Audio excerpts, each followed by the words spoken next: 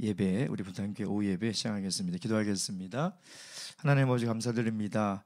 이 거룩한 안식일 저희들이 세상에서 방황하지 않게 하시고 또 세상에서 우리의 신앙과 정체성을 잃어버리지 않게 하시고 이 안식일을 통하여 다시 한번 세상과 구별된 거룩한 하나님의 백성임을 알게 하시니 참으로 감사를 드립니다.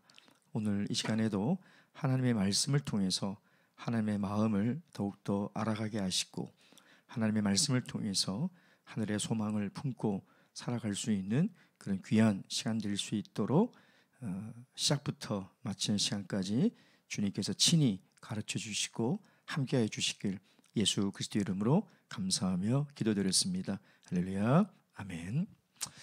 예수님의 이름으로 우리 오후 예배 학생부 강의 시작하겠습니다. 먼저 성경 말씀 누가복음 15장. 이제 우리 신약은 또 이렇게 성경 본문이 좀 있어서요. 누가복음 15장 1절에서 7절. 제가 20분에 또 올라가서 아동부 예배가 있어서 제가 빨리 읽겠습니다. 눈으로 따라오시면 됩니다. 모든 세리와 죄인들이 말씀을 들으러 가까이 나오니 바리새인과 서기관들이 원망하여 가로되 이 사람이 죄인을 영접하고 음식을 같이 먹는다 하더라. 예수께서 저희에게 비유로 이르시되 너희 중에 어느 사람이 양 100마리가 있는데 그 중에 하나를 잃으면 99마리를 들여두고 그 잃은 것을 찾도록 찾아다니지 아니하느냐. 또 찾은즉 즐거웠기에 메고 집에 와서 그 벗과 이웃을 불러 모으고 말하되 나와 함께 즐기자. 나의 잃은 양을 찾아노라 하니라.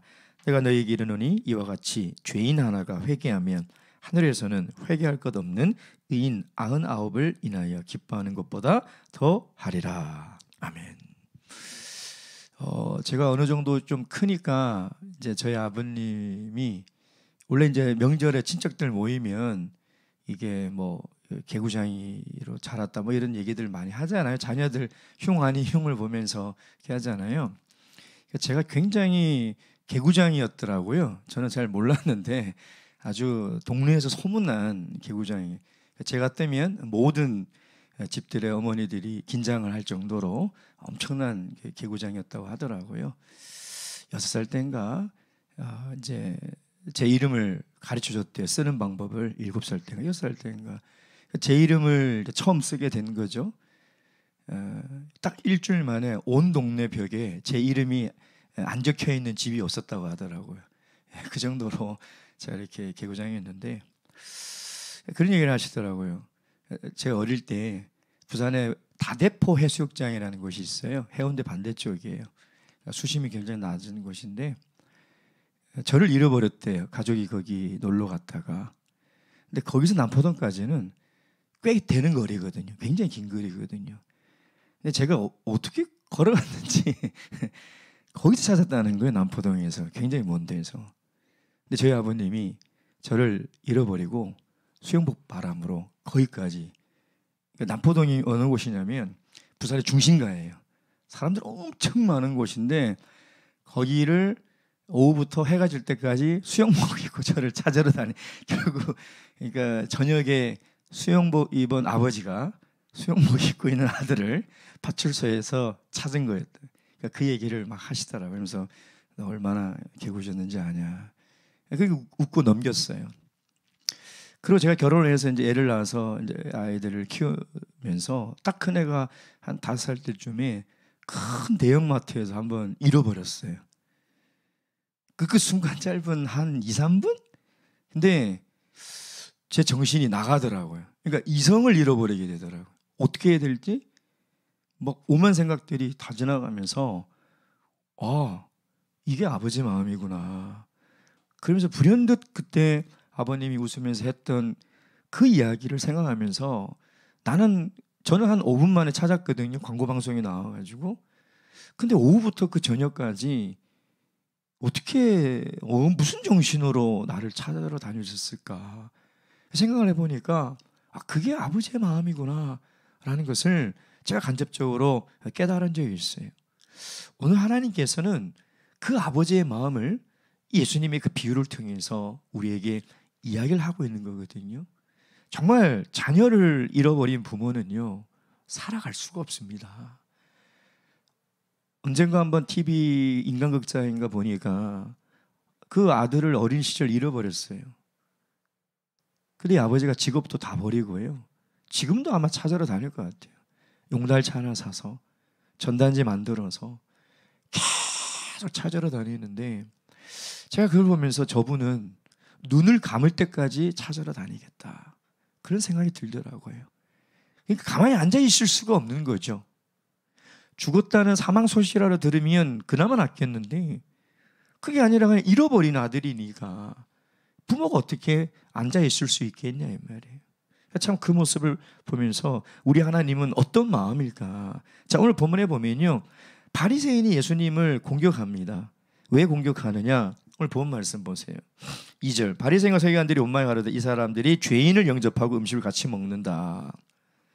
참 재밌는 것이 1절에 보면 모든 세리와 죄인들이, 과정법이죠. 어떻게 모든 세리와 죄인들이 오겠습니까? 그러니까 누가가 이 과정법을 쓴 것은 그만큼 이 지금 바리새인과 서기관들이 이 세리와 죄인에 대해서 어떻게 생각하고 있느냐, 사람 취급을 안 해요. 세리는 뭐냐면 세금을 걷어다가 로마에 바치는 사람들이거든요. 그러니까 자기 동족의 피를 고열을 짜서 이 로마의 세금을 바치는 사람이에요. 그러니까 당연히 싫어하겠죠. 죄인은 창기나 이방인들을 얘기하는, 즉 얘기하면 철저하게 사회에서 소외된 사람들. 우리 사회에도 소외된 사람들 참 많잖아요. 예. 근데 그 사람들이 1절에 보면 어떻게 하면 말씀을 들으러 나왔다는 거예요. 여러분, 예수님 당시에 예수님을 찾으러 나온 사람들의 목적이 다양합니다. 말씀을 들으러 나온 사람도 있고요, 병고침을 받기 위해서 나온 사람도 있고, 배고픔을 해결하기 위해서 나온 사람도 있고, 예수님을 공격하려고 나오는 사람들이 있어요. 근데 말씀을 들으러 나오는 사람들은 어떤 사람이냐? 예수님이 설교할 때 꼭 그런 말을 많이 해요. 귀 있는 자는 들을지어다. 귀 없는 사람이 있습니까? 이 말은 뭐냐면 말씀을 듣겠다는 겸손한 마음이 있느냐는 거예요. 예수님의 말씀을 듣겠다는 그 마음이 있느냐는 거예요. 그러니까 그 마음을 가진 사람들은 예수님의 말씀을 들을 수 있는 귀가 있는 사람. 하나님 말씀은 어떤 사람에게 들리느냐? 겸손한 사람에게 들려요. 왜? 이 사람들은 사람들에게 무시당하고 인간 취급 당하지 않아요. 근데 오직 우리 예수님만이 이들을 상대해주고 이들에게 따뜻하게 대해주고 이들을 인간으로 대해주는 거예요. 여러분, 소외된 사람들, 가난한 사람들, 못 배운 사람들, 장애인들, 그들이 요구하는 딱 한 가지가 뭔지 알아요? 똑같은 인간으로 대해달라는 거예요. 더 막 잘해주려고도 하지 말고 불쌍하게도 여기는 거 싫어해. 그들은요, 그냥 똑같은 인간으로 대해달라는 거예요. 장애가 가졌으면 장애를 가진 그대로 인간의 모습으로 보여주고, 그런 직업을 가졌으면, 못 배웠으면 못 배운 대로 인간으로 봐달라는 거예요. 근데 우리 예수님은 그렇게 대해주거든요. 그들은 접촉도 안 하고 식사도 안 하는 대상인데 우리 예수님은 그들과 먹고 그들과 이야기 나누며 살아가고 있는 거죠. 자, 그랬더니 바리새인들이 2절에 이제 원망하는 거죠. 투덜거리는 거예요. 그러니까 예수님이 이것을 통해서 죄인들을 만나고 죄인들과 식사하는 걸 통해서 이야기하는 게 뭐냐? 나는 누구를 위해서 왔다? 나는 누구를 부르려고 왔다? 지금 그걸 보여주고 있는 거예요. 죄인. 나는 죄인을 부르러 왔다는 거예요. 나는 죄인을 위해서 이 땅에 왔다. 그것을 지금 이 비유를 통해서 보여주는 건데, 투덜투덜거리니까 예수님을 공격하고 왜 저런 죄인들과 같이 밥 먹지? 하고 투덜투덜 대니까 예수님이 이제 잃은 양의 비유를 말씀하고 있는 거죠. 자, 두 번째 보세요. 이 하나님의 마음이 어떤지를 우리에게 보여주고 있는 거예요. 하나님도 슬퍼하세요. 소율이가 안 보이면 하나님이 마음이 슬퍼하세요. 걱정해요. 또 하나님 기뻐하세요. 그러니까 그 하나님의 마음을 보여주고 있는 거거든요. 첫 번째, 하나님 어떤 마음이냐면 긍휼의 마음이 있다는 거예요. 그 비유가 뭐예요? 99마리 양이 있는데 한 마리가 없어졌어요. 그럼 이 양을 그대로 두고 이 한 마리 양을 찾으러 가지 않겠느냐? 우리가 계산기를 두드려 보면 안 찾아갈 수도 있겠죠. 왜? 이거 찾으러 가다가 이거 위험하면 비효율적이니까. 근데 하나님은 그렇지 않다는 거예요. 왜? 그 한 사람의 영혼이 천하보다 귀하기 때문에. 이 99마리도 귀하지만 여전히 이 한 마리도 귀하다는 거예요. 그것을 하나님의 긍휼의 마음이래요. 왜? 잃어버린 이 한 마리는 이 99마리 양에 비교해서 가격으로 따지는 것이 아니라 이 한 마리 양은 지금 가장 위험한 때예요. 양은 목자가 없으면 죽은 목숨이에요. 죽은 목숨. 여러분 5살짜리 꼬마 아이가 제가 아버지를 잃어버렸다? 사실 죽을 확률이 굉장히 많겠죠. 그러니까 부모는 정신없이 찾으러 다니는 거예요. 그래서 여기 보면 뭐라고 얘기되어 있어요? 4절에 99마리를 들여두고 그 잃은 것을 찾도록 찾아다니지 아니하겠느냐. 이게 무슨 말이냐면 찾을 때까지 찾는다는 거예요. 찾아보고 없으면 돌아간다는 것이 아니라 찾을 때까지 찾겠다는 거죠. 다시 얘기하면 끝까지 찾겠다는 거예요. 하나님이 가진 속성 중에 하나가 뭐냐면 하나님은 항상 찾아오세요. 아담이 범죄하면 아담을 그대로 두면 될 것인데 하나님은 찾아오세요. 아브라함이 하나님을 찾아온 게 아니에요. 하나님 좀 믿고 싶어요. 하나님 믿음 가지고 싶어요. 찾아온 게 아니에요. 하나님이 먼저 찾아가셨어요. 우상을 섬기고 살아가는 그 아브라함을 찾아가셔서 아브라함아 부르신 거예요. 모세가 범죄하고 미디안 광야에 도망가서 그렇게 세월을 보내고 늙은 할아버지로 죽을 수밖에 없는 그 인생이었지만 하나님이 찾아가신 거예요. 마찬가지로 하나님 내 인생에 찾아오신 거예요. 하나님이 찾아오시지 않으면 우리가 어떻게 하나님을 찾을 수 있겠어요? 그래서 하나님이 가진 속성 중에 하나가 하나님은 항상 찾아오세요. 누구를 찾아오냐? 죄인을 찾아온.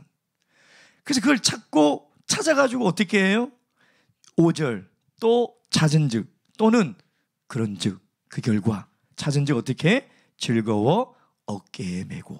아마 그런 그림을 본 적이 있을 거예요. 이런 양 이 비유해 보면 이 목자 대신 이 목자 예수님이 양을 딱 이게 두 다리를 딱 엎고 휘바람을 부르면서 이렇게 우는 그 그림이 있어요.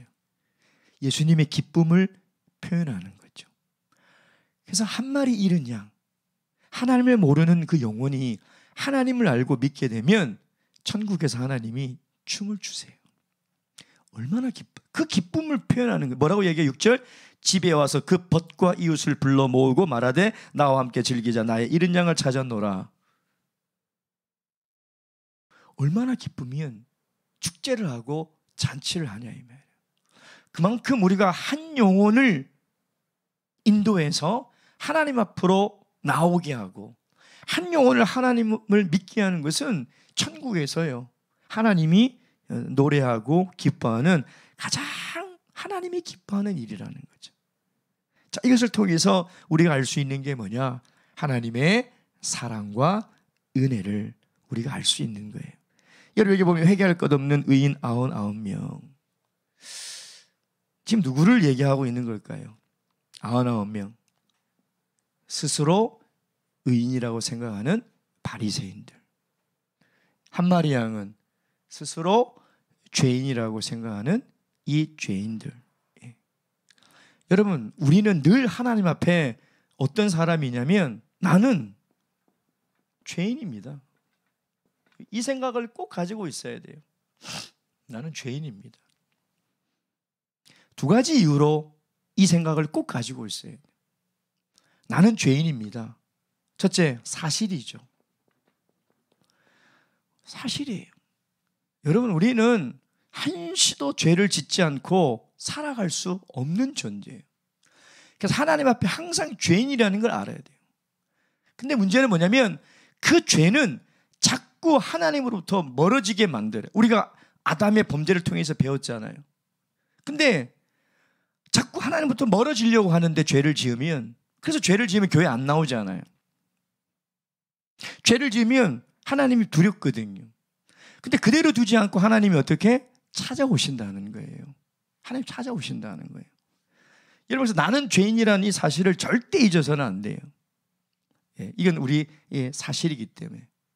두 번째, 우리가 왜 이런 마음을 가져야 되냐면 우리가 겸손을 잃어서는 안 되기 때문에.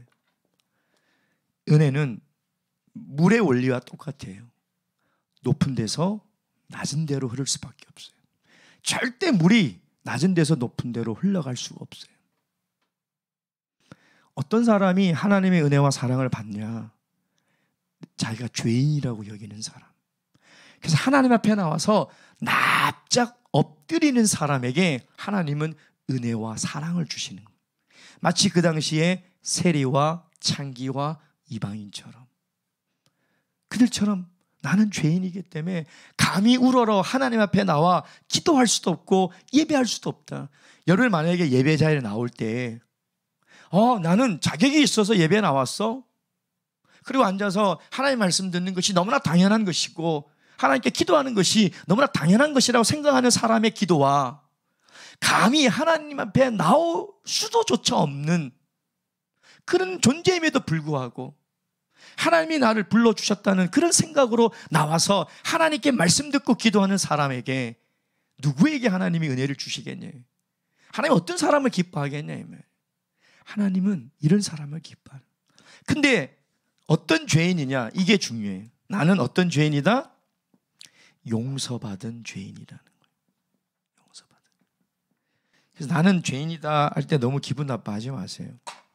나는 죄인이라고 할 때 내가 왜 죄인이야? 라고 생각하지 마세요.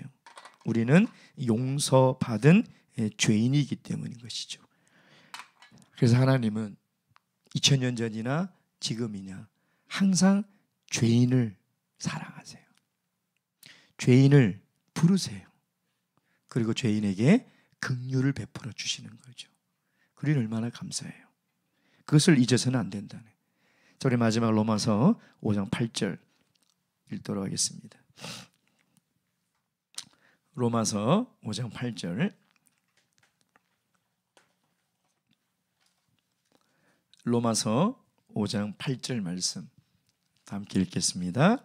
8절. 5장 8절 말씀입니다. 자, 시작.